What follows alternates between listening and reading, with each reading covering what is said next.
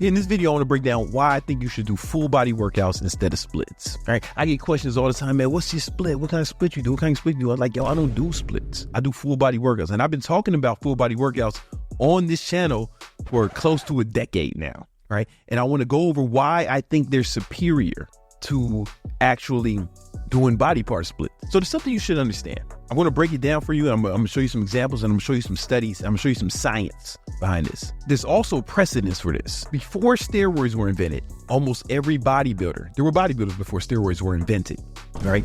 And they did full body workouts, right? And the reason they did full body workouts, well, I don't know if they knew this at the time, but one of the reasons they were still able to put on a lot of size before the invention of steroids or PEDs. Protein synthesis is, a fancy way to say muscle building. It only lasts for 24 to 48 hours after you lift weight. So if you're doing chest day, you're missing out on 5 days of potential muscle group. But if you work out the same muscle every other day, then you're in a consistent state of growth. The reason people switched was because steroids were invented. They noticed that protein synthesis would last longer when you're on steroids, right? And I want to make the case on why I think you should do full body workout. I'm not saying you can't get big with splits. I'm not saying splits don't work, but I want to break this down from a few different angles. For one, volume. How many sets you should do per week for optimum growth. Now, a lot of times you guys don't believe stuff until I have a white science man say it. So I'm going to put over a video from the homie Dr. Mike. You guys might see this guy all over the internet. I like him a lot. It's probably only a matter of time before he makes a video making fun of me, but I'm still a fan. It's cool. And so that gives me the idea that, when we're just starting out a program, week one, we just might be able to get really awesome gains with not that many sets. He's talking about sets per week. That's clear, right? That's the context of how many sets you should do per body part per week. And this is going to make sense in the context of full body workouts. Then there is a second idea that as your body adapts to training volume, your work capacity goes up, your recovery ability goes up. And we also know that theoretically, and this is now very well confirmed, empirically, the number of sets a muscle individually can take before it reaches its top cap of how much growth you can get out of it is high. Remember, in the context of this conversation, he's talking about sets per week. I didn't want to show the whole fucking interview because it's my YouTube channel, not his. All right, but I just want to get the nuggets for you guys. All right. It's not 15. It's not 20 sets a week. It's like 30 or 40. Now, there's some context there, but how many studies now, Pac, show that 40 to 50 plus sets a week are superior than 20 to 30? 30 to 40 sets. He's talking about studies that show that 30 to 40 sets of exercises on a body part per week are superior than 10 or 20, right? And he's going to bring up some studies to prove this. So, how many studies now, Pac, show that 40 to 50 plus sets a week are superior than 20 to 30? 5, right? The Radiellian colleagues, Schoenfeld and colleagues, replication of that. I don't have to tell y'all about Radiellian colleagues, right? I know you guys know. I don't have to tell y'all about it, but some of the other guys, they might not understand some of this jargon. There's that 52 set study. We're getting up there in numbers of studies. So if you say something to the effect of, dude, anything more than 15 sets of triceps per week is overkill, that is just no longer tenable assumption. So we know now two things. One is you can get amazing gains starting out with very little volume. Starting off, like if you're a newcomer, right? And two, the top end volume, as long as you're systemically recovering and not interested in killing yourself yet, or at least walking away. I'm going to talk to you about how that works in the context of full body workouts versus splits in a minute. But we also got Dr. Mike. He has another video with this guy. Volume leads to more growth. And we have studies looking at pretty high volumes. So I recently looked at the research myself as well. And we have around 8 studies looking at high volumes in excess of 20 sets per week per muscle. Per muscle. More than 20 sets per week per muscle. That's what I categorize as extremely high volumes for most people. And when you look at all of these studies, a few dozen studies, as I mentioned, you see that going up in volume from, say, 10 sets to 30 or even 40 sets leads to 30 or even 40 sets. It leads to what? More growth. More growth. I was previously on the channel to discuss that infamous 52 set quad study. And that is one of many studies that I've looked at higher training volumes, past 20 sets. And when you aggregate all of those, what you find is that there is a dose-response relationship between volume and hypertrophy. Can you see hypertrophy even with low volume approaches, like high-intensity training? Yes. Will you see your best hypertrophy? it's pretty unlikely. Right. You will likely see more hypertrophy if you go with higher volumes. High intensity training and higher volumes. We're talking about high volume sets, right? The more volume, I'm gonna give you the most amount of growth. Now, why is that important in the context of full body workouts? Well, it's math. Let's say you're doing like some kind of bro split where you're doing one body part per week.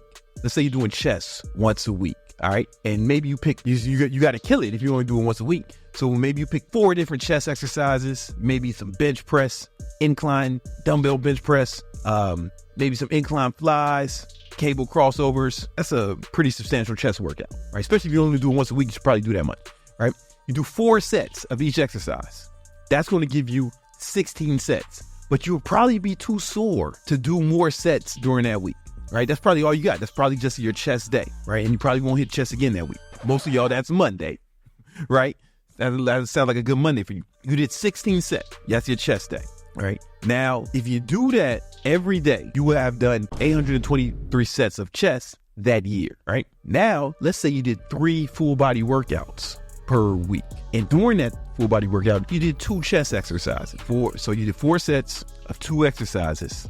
And you did that 3 times a week, right? That's going to equal about 24 sets, right? That's going to equal 24 sets per week. We're already talking about better. We're just starting to get into that range where those doctors said was optimal for growth, right? But here's the beauty of it. Let's extrapolate that over 52 weeks, right? A whole year. Obviously, you're going to take days off, but just for math, let's just say 52 weeks. Now you end up with 1,248 sets per year of chest. If I do 50% more chest work than you, it stands to reason my chest is going to get bigger during that year, right? But if you're someone like me who's been training, you can take more volume. Let's say you did 4 full body workouts per week. Again, the same exercise, you're going to do 4 sets of 2 exercises, each full body workout for chest, right? That's going to have you at 34 sets per week, which is like that, started to reach into that optimal range that the doctors were talking about. You do that over the course of 52 weeks. Now you got 1,664 sets per year. That's twice as much as the guy who had chest day. You guys getting this? This is real. You get more sets per year, right? But more importantly than that is the protein synthesis parts, because now you're working the muscle more frequently, because you're not killing the muscle each workout like you did if you were doing 1 body part per week, right? You can work the muscle out more frequently. And remember, protein synthesis only lasts for 48 hours. Just because you're sore doesn't mean you're growing. If you're working out every other day, now you're in a constant state of protein synthesis. You're going to get way more days of protein synthesis per week. But here's where it gets even better. We all know that if you want to put on the most size, it's optimal to do compound movement as opposed to isolation movements. It's not going to be all compound movements on your chest day. The average person maybe does 1 or 2 compound movements and then some isolation movements. For those of you who are just catching up, a compound movement is sometimes it's called multi-joint movements, where you're incorporating multiple muscle groups. So a compound movement for chest would be the bench press, because you're using your shoulders and your delts and your triceps to get the bar up, right? Where isolation movement is something more like cable crossovers, where like you're only moving one joint, right? And you're kind of just isolating the chest as opposed to a compound movement. But compound movements are what give you the size. That's what gives you the real size. So not only are you doing more sets per year, if you're doing full body workouts, the way I'm going to tell you how later in this video, you're basically doing almost all compound movement. You're getting more sets that are superior to half of the sets you're doing with a full body workout, right? I was doing this when I was natural, right? Before I went on TRT 2 years ago. And I'm 42 now, right? But people accuse me of being on roids before this. I did only full body workouts, almost exclusively compound movements. I got more sets than you, and almost all my sets were compound movements, while you were fucking around with cable crossover and shit. You get what I'm saying? It's superior, in my opinion. You can read this on your own, but this study shows that protein synthesis only lasts for about 2 days, right? Read this shit on your own, nerd. To emphasize this a little bit more, I got my boys from the Mind Pump podcast YouTube channel. I did an interview with them a long time ago where we were talking about this. And these guys, they're also proponents of full body workouts too. So check this out. Only people that I hear saying a lot of stuff that I've been preaching over the years. And I just like to talk to you about some of these things, mainly full body workouts. Like I've been trying to tell people for years that that's like the best for naturals when it comes to like building muscle. But you know, the bodybuilding magazines and all these other bodybuilders and there's other people say, man, everyone does a split. Everyone does a split. You need to do split to build muscle. You know, it's good at first to do full body, but I hear this all the time. Can you shut these people up for me? You know, everybody knows Sal from Mind Pup. They run one of the best podcasts in the world, very highly regarded people in the fitness industry. Right. So the thing you want to consider with split type routines is, first and foremost, the people that tend to respond well to them tend to be on a lot of gear. So a lot of these bodybuilders are on a lot of anabolics. So as I said, splits were invented for guys on steroids. They were literally invented for guys on steroids. Bodies don't respond like most of ours do. And they're also genetic anomalies. These are guys and girls that build muscle very rapidly and quickly. In other words, that was an old video, man. I'm bigger than that. That was 6 years ago. All right. Anabolic, or the muscle building signal that they get from lifting weights, probably stays elevated for much longer than the average person. The muscle building signal. So he's going to talk about this. He's going to mention protein synthesis, but he's also going to break down the signal that comes after you lift weights and what that means. Now, they've actually done lots of studies on this, and the studies show that when you increase the frequency of which you train body parts, you're going to build more muscle. It's really not a debate. Studies been done many, many, many times. So I'll give you an example of what I'm talking about. Now, you talk about full body workouts. That's what we promote as well. The reality is you can do a split. You just want to do a lot of frequency of training. And this is what I mean by that. If you took your chest, for example, and let's say you trained your chest on Mondays and you did, 15 sets for chest, you're going to be better off doing 5 sets for chest, but then doing 5 sets 3 days a week. Same total volume, triple the frequency. Basically, he's saying even if you did the same amount of volume, I was talking early in this video about increasing the volume. He's talking about even if you do the same amount of volume and just space it out with frequency, you're going to gain more muscle because of what he calls the muscle building signal. He's going to go into this in a minute. What the studies show is when you hammer a muscle in the gym, you have what's called a muscle building signal. That muscle building signal can be different or independent from recovery. What that means is your muscle is starting to build and it's starting to recover. Those can be two separate things. Studies will show that muscle building signal elevates right after workout and peaks at about 48 to 72 hours. And they measure protein synthesis is what he's saying. Measure this with something called muscle protein synthesis. See what I mean? Even though you may still be sore, your muscle building signal is starting to drop. So if you hit your chest real hard Monday, by Wednesday, that signal starts to decline. But now you're waiting an entire week to hit chest.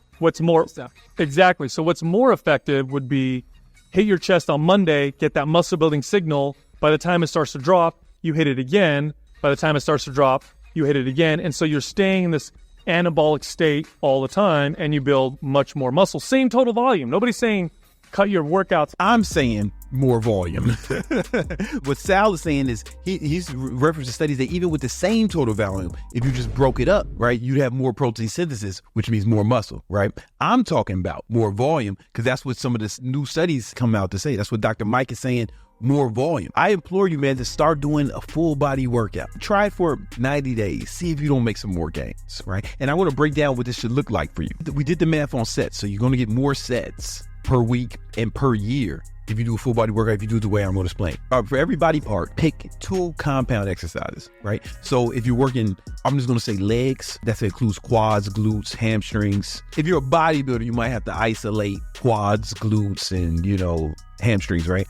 But you're just a fucking guy, bro. All right. You're not about to win no competitions, right? If you are going to win a competition, I'm not talking to you. You on gear. You need to be doing something different anyway. You're just a guy. You're going to pick 2 of the exercises I'm going to say here. Barbell squats. Low bar squats, I think they're preferable because they work your posterior chain better, right? You get more glute activation and they're less stressful on your knees because you don't have to stand so erect. Barbell squat, the low bar variety, or front squats, which is a different mechanism, but it's still good. Leg press, Bulgarian split squats. I'm not a fan of those, only because I feel like I'm doing cardio when I'm switching legs and shit, but you might like them. Or hack squats. Pick 2 of those exercises. That's how you're going to start off your full body workout. Then for calves, pick 2 exercises. You're going to either pick standing calf raises or seated calf raises. Don't make it complicated. If you got a donkey press machine in your gym, then you can bend over and do that. Chest, you're going to pick 2 of these exercises. Barbell bench press, incline bench press, decline bench press, dumbbell bench press of the incline, flat bench, or decline variety, weighted dips, right? Every body part, you're going to pick 2 exercises, do 4 sets of each. For your back, you can pick bent over rows, pull-ups, T-bar rows, chin-ups. I'm leaving deadlifts out of it just because deadlifts are not the best for hypertrophy, right? Deadlifts are great if you want to get stronger or you got a sport you need to perform in. But if we're just talking about getting big muscles, you don't have to do deadlifts. Shoulders, 2 exercises. Overhead press, barbell or dumbbell variety. Push press, freestanding, handstand push-up. That's what I do. That's my preferred shoulder workout. If you can't do that, then, step your game up, right? Triceps. If you're serious about building size on your triceps, I think the best exercise is closed grip bench press because it's like one of the few exercises that's like a compound movement that focuses on your triceps. And the same goes for biceps. The revert you like closed grip chin-ups are going to be fucking crazy for your biceps. Look at any gymnast. Look what the kind of shit they're doing, They don't like do curls, right? They're doing them chin-ups, right? You can do dips for triceps. You can do overhead tricep extensions. Those are the ones I prefer. And biceps, chin-ups, pull-ups. If you want to focus on your biceps when you're doing chin-ups and pull-ups, make sure you lock out your elbow at the bottom, right? If you wanted to focus on back, don't lock your elbow at the bottom. But if you do want to focus on bicep, then you want to lock your elbow. What happens is, the reason you don't want to do it if you focus on back is your bicep will get too exhausted. Your bicep is a smaller muscle group, right? It'll fail before your back fails. If you want to train back, focus on back, then don't lock out the elbows and you won't recruit as much biceps. Another thing you can do to make it more bicep or back, put your thumbs around like this, either on chin-ups or pull-ups. And think of your hands as just like hooks. And you won't recruit as much as your bicep when you're doing pull-ups. This way you can exhaust your back without your bicep getting as tired. If you want to focus on biceps, also move your thumbs around this side, like grab it like this. Boom. For chin-ups and pull-ups if you want to focus on that. You can throw some isolation movements on for your arms because, you want to do some curls for the girls, triceps for the... I ain't got one for that. They're at the end of the chain, right? Your biceps kind of... If you want to do isolation movements, I'll accept it for calves and arms as well.